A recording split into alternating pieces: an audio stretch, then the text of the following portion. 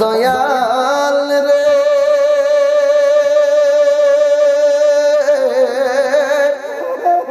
মাকাল ফল তার দেখতে দেখতে ভালো, বাহির লাল তার ভিতর কালো, আমি দয়াল আগে জানতাম না।